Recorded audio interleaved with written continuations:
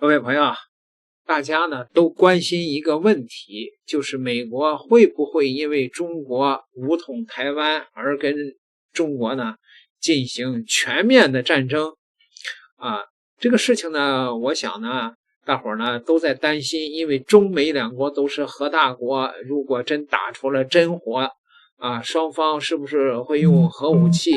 彻底的把这个双方都给毁灭掉？那地球也就完了啊，因为双方的核武器都可以足以毁灭地球。这个事儿呢，首先这样啊，这个我个人认为，这个中美如果发生因为台海发生这个战争的话，美国敢不敢来，会是一场什么样的战争？我们呢，先来分析一下这个事儿。原因很简单，中美都是核大国，双方一定会把战争控制。在不引发核战的前提下，因为升级到了核战，结果就是双输。举例说明，美国从来没有打过任何一个拥有核弹的大国本土。朝鲜战争时，美军的飞机已经飞到了鸭绿江边，但他也没敢越线炸沈阳。那个时候，中国虽然没有核弹，但背后的苏联有。越南战争时，美国同样止步于北纬17度线，因为越南背后的中国那时已经有了原子弹，并且还有苏联撑腰，美国害怕把常规冲突推上核台阶。再说3000多公里的关岛，眼下就被东风26锁死了。公开估算，发射车至少有80带100辆，只需单轮打击就能把美国在关岛的关键节点全砸成筛子。第二道门是体系，中国在家门口布了一张海陆空天一体的大网，从歼20高空截获到055大区远程舰空导弹，再到北斗天链加持的火力回路，任何闯入者都会被多波段感知多个平台接力，揍他美国航母编队。如果硬闯，首先要挨一轮3000多公里外飞来的东风21D、东风26导弹暴雨，再近一点还有东风17鬼影闪击。即便开到了1000公里战线内，055歼20和海量的巡飞弹就能接棒揍他。而到了这一步，就已经不是点状对决，而是进入了中国的体系绞肉机了。至于体系的威力，最近的印巴空战已经给了现身说法。很多人执着地认为中国的歼10C 各方面都优于阵风，这一点我不同意，但是也不想争论了。不过我可以告诉你，就算把一根挂着霹雳15的擀面杖接入到中国的作战体系下，阵风照样得死。实际上这次印巴空战歼10C 的作用就是按了一下导弹发射键，大部分数据是由预警机、地面预警和电子战支援的歼10C 率先收到了体系提供的敌机数据，于是拉开距离冷射霹雳15，一口气干掉了3架阵风。这就说明再贵的西方战机掉进了对手城体系的杀伤链，照样得变成靶机。第三道门是我一开始说的核门槛，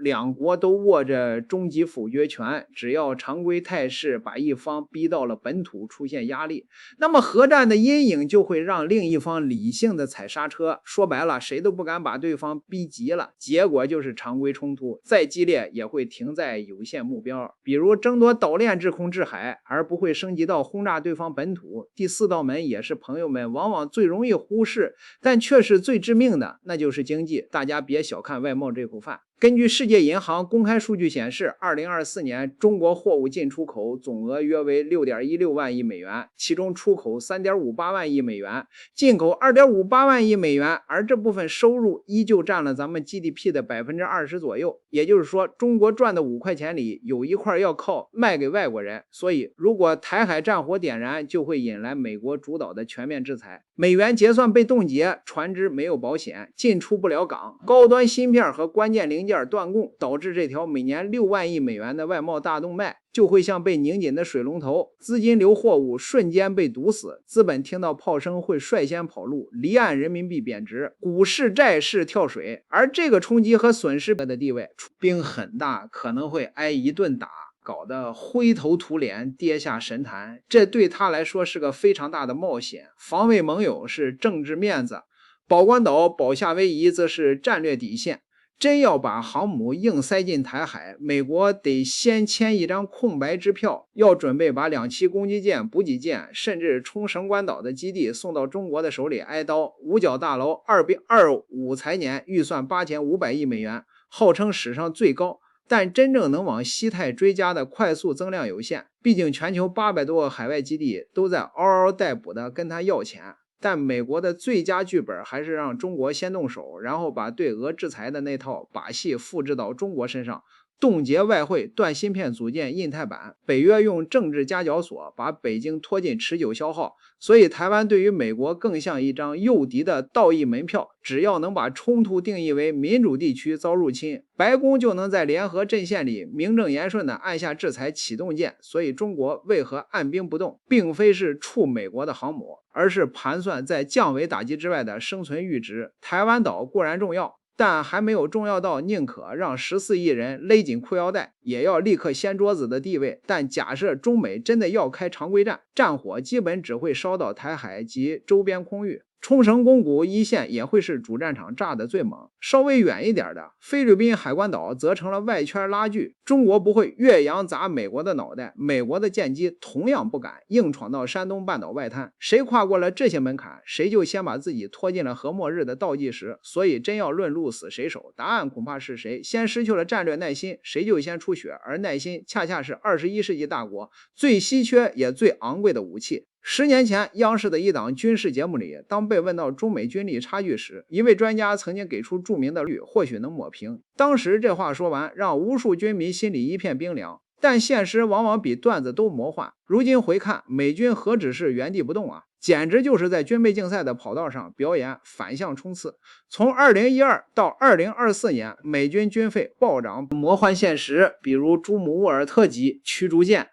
老美原计划是要造32艘的，结果现在缩水至3艘，单价还从14亿飙升至79亿美元。这个价格已经足够造3艘055大驱了。可是就这么高的造价，还把核心功能给取消了，把电磁炮换回了传统的舰炮。它的现状就是一艘趴窝维修，2艘当技术实验品，还有 F-35闪电2战斗机。项目总成本超过了 1.7万亿美元。这个数字相当于中国3年军费的总和，它每小时飞行的维护成本高达 3.6万美元，对比我们的歼20仅每小时8000美元。到了2023年 F-35 的战备率仅 54%， 并且软件方面的漏洞高达873个。再说说它的福特级航母，这座号称全球最先进的航母，单件成本130亿美元，相当于中国把福建舰跟山东舰加在一起的造价。其战力被认为是辽宁舰的6倍，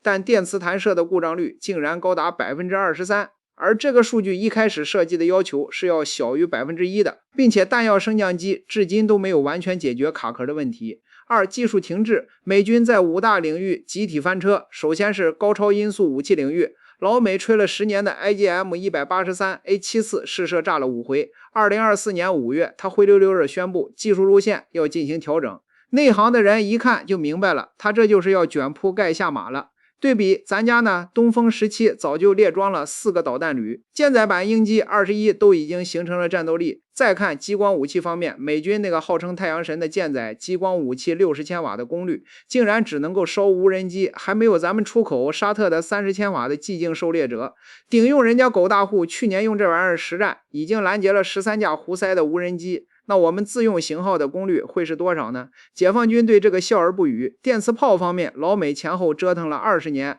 结果到了2023年，美国海军宣布终止研发，可中国2018年就已经把电磁炮装到军舰上搞测试了。还有隐身战斗机的断代危机 ，F2 的生产线2011年就关停了。至于6代机嘛，众所周知，老美还在图纸阶段，但老中这边实机都已经亮相了。更打脸的是，2023年，中国歼20交付了55架，美国的 F-35才48架，最后就是反导系统变成筛子了。老美专为拦截中程导弹优化的萨德单枚拦截弹造价100-200万美元，但是拦截的成功率仅为 46%。2022年，老美用萨德模拟拦截东风26 6次中仅成功了2次，尤其是面对高超音速导弹时，这玩意儿彻底变成了摆设。反观咱家的红旗19 5次中断反导全中，看完这些对比，五角大楼确实该补考了。3. 中国军备的技术爆炸，海军下饺子，10年新增战舰138万吨，相当于比美国多造出了一个法国海军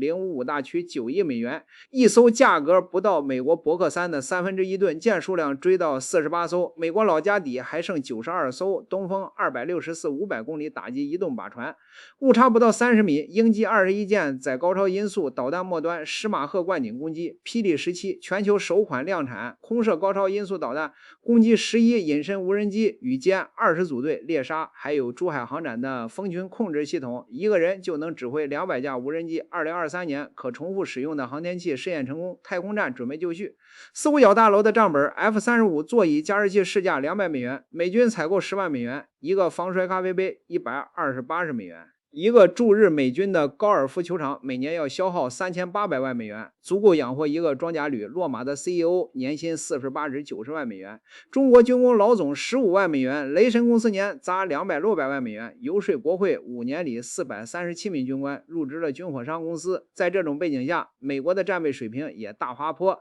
对比飞行员的每年飞行时间，中国210小时，美国140小时。海军军舰部署周期，中国是1比1，美国是1比3。陆军装备的完好率，中国是95%，美国68%。最后暴击，当福建舰的电磁弹射器已经开始把歼35送上天时，美国的福特号还在为通厕所的这件事儿开紧急的会议。中美之间的军事发展就像一场龟兔赛跑的心结，当前专家口中需要20年追赶的技术鸿沟，在美军的持续摆烂与中国军工开挂式的发展的双重作用下，正在以戏剧性的速度消弭。这其实不是简单的记录逆转，而是两种发展模式的对决，一边是资本绑架下的军备鬼打墙，一边是举国体制催生的技术爆炸。或许用不着再等10年，当零两后的军迷成为社会中间时，或许他们讨论的将不是何时能追上美军，而是美军还剩下什么东西值得咱们去学习。很多朋友不理解，以中国现在的武力值来看，收复台湾似乎是轻而易举的事儿，为什么这么多年来却显得小心翼翼，甚至过于谨慎，始终按兵不动？上面究竟在顾虑什么？最大的阻碍又是什么？今天我们就好好说说这事儿。首先，台湾是咱家不可分割的领土，甚至已经是囊中之物。再把话说大一点，台湾就差个名义的问题，实际上已经是中国的一个省了，它又没有长翅膀，不会一夜之间飞走。其实历史上大陆只要是想拿下台湾，每次都能轻易成功，包括郑成功这种小型军阀都能轻易拿下台湾，还有满清的施琅，包括日本鬼子，他们拿下台湾也都很轻松。目前的局面下先放着呗，上面把它放在那里不动，自然大大的有道理。第一个原因就是现在的台湾有它的战略作用。大家知道台湾是第一岛链的一部分，第一岛链是西太平洋上由北向南延伸的链型岛屿带，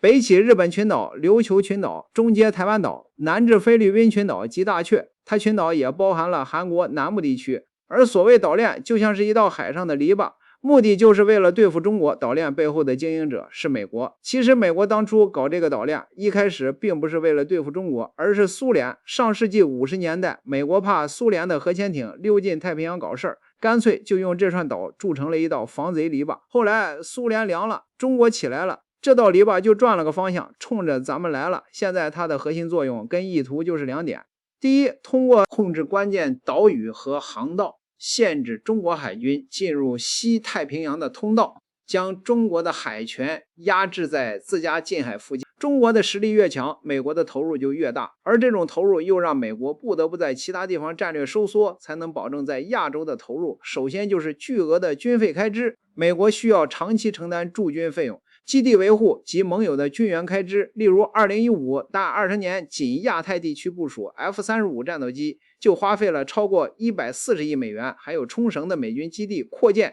部署陆基导弹，这些不仅耗费资金，还引发了当地群众抗议，削弱了美国在盟友眼中的信誉。但是随着中国军事实力的提升，仅是高超音速导弹这一项，第一岛链现在就只剩下个名字了。所谓岛链和这些军事基地全都成了中国导弹覆盖范围内的固定靶，这也就是大家常说的第一岛链已经名存实亡的原因。再就是战略信誉受损，美国对于第一岛链的这些盟友，比如日本、韩国，尤其是如台湾地区的模糊承诺，逐渐失效。他亚洲的这帮盟友都觉得你美国就会嘴上说保护我们，占我们的地皮，部署一堆没有用的反导武器，放一堆美国大兵，但是你看看人家中国军事都强大成什么样子了，吓得我们整天发抖。可你老美现在是打又不敢打，撤又不想撤，简直太烦人了。当然美军已经开始从第一岛链撤离了，只不过还没撤干净。所以比较搞笑的是，老美既想给台湾卖武器，承诺保护，希望他能牵制大陆的军力，现在呢他反而害怕台湾惹怒了大陆。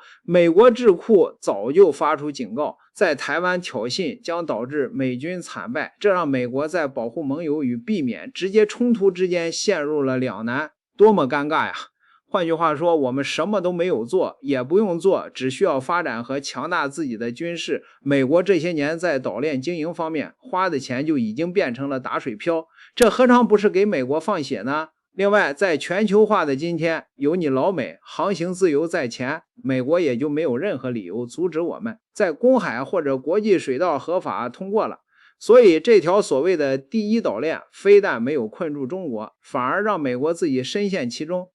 比如，如果不考虑在亚太地区对中国的围堵，去年的阿克萨洪水行动之后，以色列多次求援，老美肯定早就把太平洋的航母调往红海护航，甚至直接派兵介入加沙冲突了。但现实却是美国海军4艘航母中的3艘都被钉死在东海、南海和菲律宾海，就算是内塔尼亚胡急的公开喊话，我们需要防空系统的支援，五角大楼也只能挤出一艘福特号短暂停靠在地中海，就这还被胡塞的无人机群逼得手忙脚乱。别把美国看成神，现在的他并没有能力两线作战，而我上面说的这些现象背后，正是美国被两线作战拖垮的缩影。既要重兵压向亚太，盯防中国的军舰穿越岛链，又想维持中东的霸权，结果弄得两头漏风。而中国却趁机在中东斡旋沙伊和解，扩大能源合作，把美国的战略困局变成了自己的外交筹码。我们不急于收回台湾的第二个原因就是划算不划算的问题。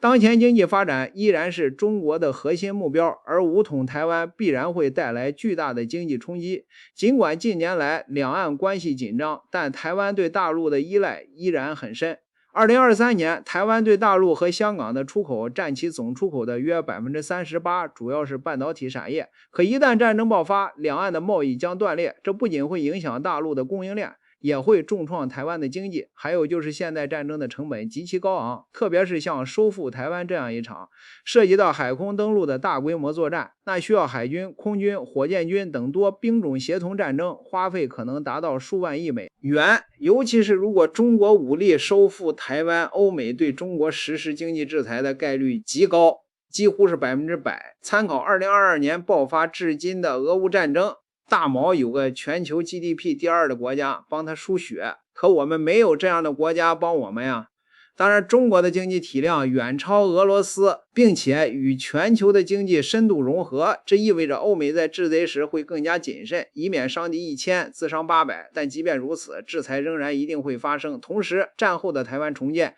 也需要大量的资源，可能也会影响中国自身的发展。所以还是那句话，经济发展是我们当前的最重要的任务。再就是台岛上的老百姓，毕竟是我们的同胞，跟我们并非是你死我活的仇敌关系，统一时当然要考虑他们的安危，所以能和平统一才是最好的结果。最后，从长远来看，时间对大陆有利而对台湾不利，我们可以决定什么时间把它拿回来，但是台湾什么都决定不了。说不好听点，它只是冰箱里的一块肉，至于什么时候下锅，那要看主人的想法。现在中国的经济科技、军事实力都在不断提升。